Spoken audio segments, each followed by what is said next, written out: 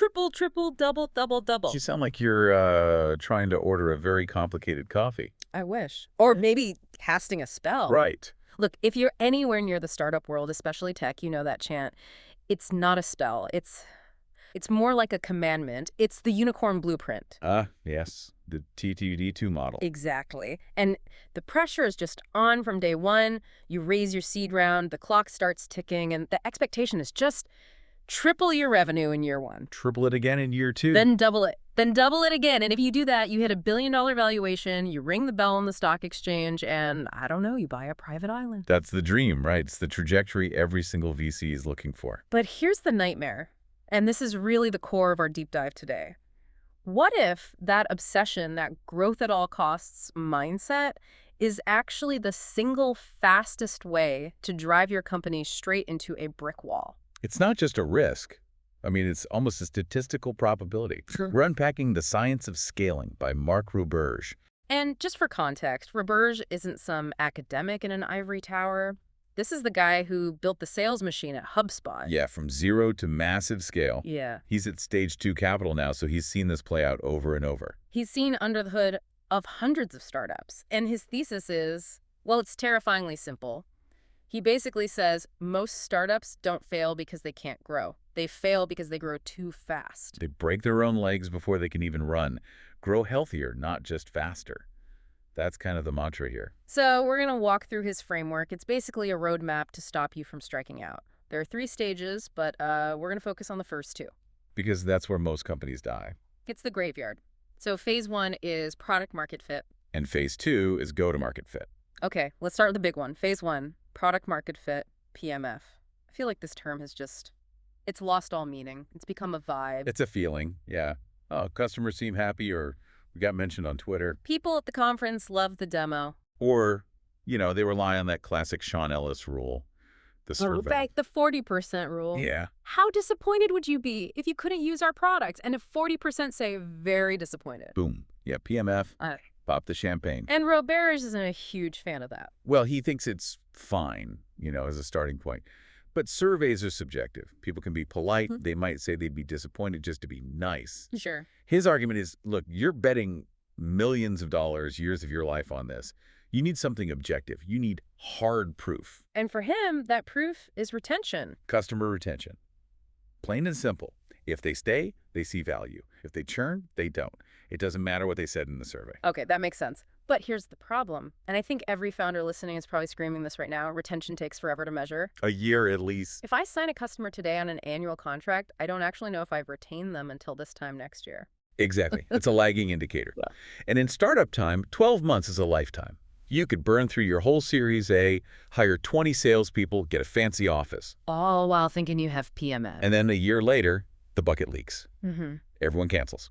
And you're dead. So you're basically driving 100 miles an hour down the highway using a map from last year. That's a great way to put it. So Roberge says you cannot wait for retention data. You need a proxy, a leading indicator. You need to know now if they're going to stay later. This is the part of the source material that it really clicked for me. He gives us a formula to find this. And I know hearing formula on audio is usually a bad sign. Yeah, people tune out. But this is actually a story about your customer disguised as math. It is. The formula is P% of customers achieve E event within T time. Let's unpack that. P, E, and T. Let's start with E, the event. Right. This is the critical action. Yeah. And it has to be objective, not customer feels empowered. No. It has to be data.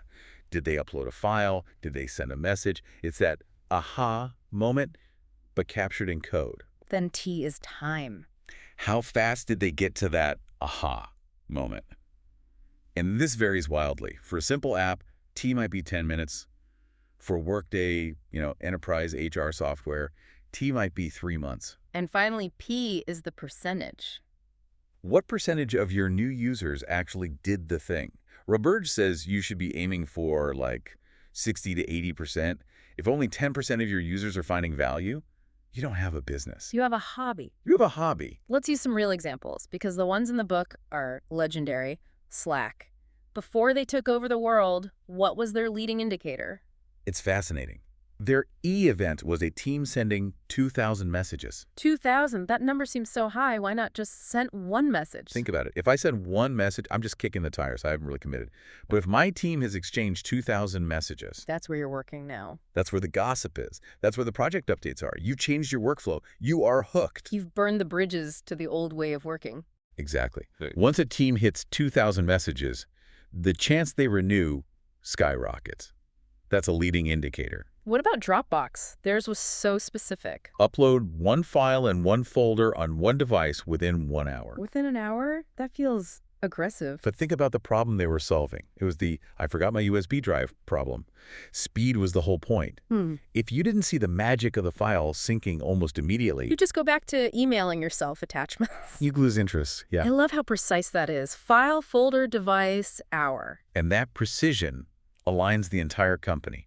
Marketing knows who to target. Product knows what to build. Okay, so let's say we have our metric. Roberge talks about visualizing this with a cohort chart. Can you walk us through that? Yeah, just picture a simple spreadsheet. The rows are the months you got customers, January, February, March. Okay, And the columns are how long they've been with you, month 1, month 2, and so on. got it. So let's use a fake company. Telemed connects patients to doctors. Their event is a completed video call.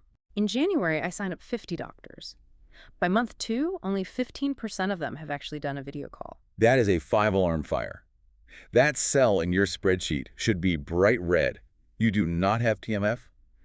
Your product is broken. Your onboarding is terrible. Something is wrong. So you do not scale. You do not hire more reps. You absolutely do not scale. You iterate. You fix things. You call those doctors. And then you look at the April cohort. You sign up 50 new doctors.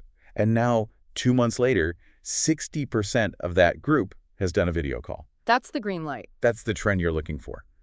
It's not about being perfect on day one. It's about the improvement. When you consistently hit that 60 or 70%, you've graduated phase 1. But the way you get there, this is the controversial part. Because to get those numbers up, Roberge says to do things that sound like terrible business. He's channeling Paul Graham here. Do things that don't scale. The win-at-all-costs playbook. But he means something different by that, doesn't he? He does. There's this great story about David Cancel, the founder of Drift. In the early days, he was getting on airplanes, flying across the country. To see customers paying him $50 a month? 50. Dollars. The Uber to the airport costs more than that. Financially, it's a disaster. But informationally, it's a gold mine. He wasn't there for the $50. He was there to sit in their chair, look over their shoulder, and see exactly where they got stuck. You can't get that from a dashboard. You cannot automate empathy. Right. Which brings us to the biggest mistake founders make in this phase. Hiring. Oh, I see this on LinkedIn all the time. So excited to announce our new VP of Sales from Salesforce, and everyone claps. And Roberge's just shaking his head. He calls that the strikeout. Hold on. Push back on this. You're telling me if I have the budget for a heavyweight from Oracle, someone who's closed millions, I shouldn't hire them? It feels like the right move, but think about their old environment.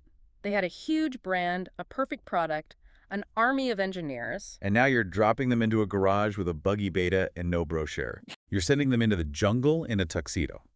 They will try to run the Salesforce playbook, and it will fail. They aren't built to figure out the sales process. They're built to execute one that already exists. To who do I hire? You need a mutant. Roberge calls it the hybrid. Half product manager, half account executive. The person who can sell but also listen. Yes. Their primary motivation isn't the commission check. It's innovation. They're the person who hears, "This feature is confusing," and runs back to the engineers to fix it. A traditional sales shark just tries to overcome the objection. Which leads to churn later. Precisely. The hybrid is comfortable with chaos. They write the script. Okay, so we've hustled, we've used our hybrid, our leading indicator is flashing green, 70% of our cohorts are succeeding, we've graduated phase 1. Congrats, you've survived infancy. Now you're in phase 2. Go to market fit. Is this where I hire the army? Is this my triple moment? Not yet. This is the other cliff people drive right off of. Just because you can retain customers doesn't mean you can acquire them profitably. Phase 1 is about value. Phase 2 is about economics.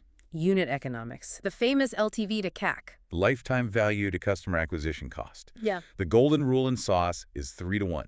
For every dollar you spend, you need to get $3 of gross profit back.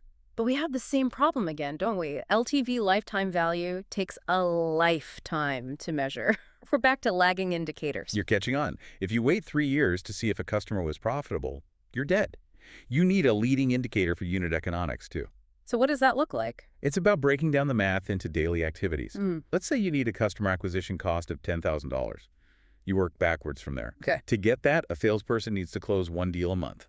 To close 1 deal, they might need 5 demos.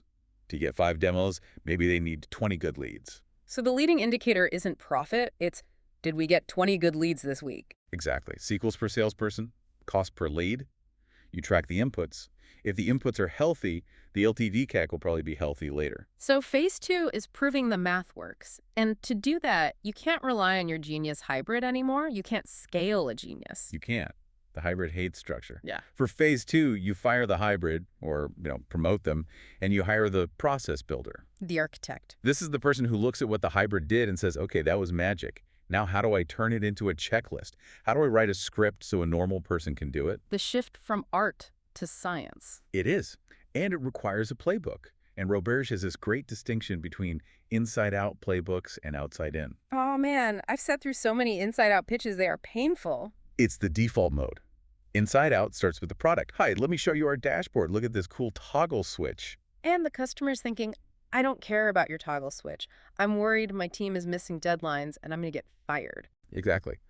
Outside In ignores the product at first. It starts with the buyer journey. It starts with their problem. Let's use the Happy Employee Inc. example, a survey tool. Okay. An inside-out pitch is, hey, buy our tool. It has unlimited surveys. Boring. Right. An outside-in pitch figures out where the buyer is. Maybe they're just in the awareness phase. They just know their office culture feels bad. So the pitch isn't buy my tool is, hey, struggling with retention. Here's some data on what other companies are doing to fix culture. Yes. You guide them. You validate their problem. Then maybe you move them to consideration. Are they thinking about pizza parties versus actual feedback? You show them why listening is better than pizza. And only then, once they agree they need to listen, do you say, by the way, we have a tool that helps with that. Correct. You meet them where they are. There was that great Gong.io study that proves this. The talk-to-listen ratio. Yes. Top performers, the ones for crushing quota, they only talk for 46% of the call. They listen more than they talk. And the bottom performers. Talk 72% of the time. They're just bulldozing the client with features. Wow. If you're talking 70% of the time, you are not selling. You are lecturing. So your playbook has to force that listening. It needs to have different swim lanes. If a customer is worried about cost, you go down lane A. If they're worried about security, you go down lane B. Yeah. You don't give the same demo to everyone. Okay, let's zoom out. We went through the journey. Phase 1, use the hybrid to find a retention indicator. Phase 2, use the process builder to prove the unit economics. And only then, only when you have green lights on retention, A&D economics, do you hit the gas. That is phase 3. That's when you hire 20 reps and buy the Super Bowl ad. That's the triple part. Exactly. The unicorn growth is a result of the system. It's not the strategy itself. If you skip the steps, you either burn your market or you burn your cash. It sounds so logical when you lay it out, but it must take so much discipline. Your investors are screaming grow. Your ego is screaming grow. It takes real guts to look at your board and say, no, we're not ready to hire 10 reps. Our cohort retention is stuck at 40%. But that no might be the thing that saves the company. 100%. Before we wrap, there's one last thought from Roberge that really hit me. It's about churn. We usually blame the product team, right? Oh, the software didn't work. Yeah, and this is such a profound point.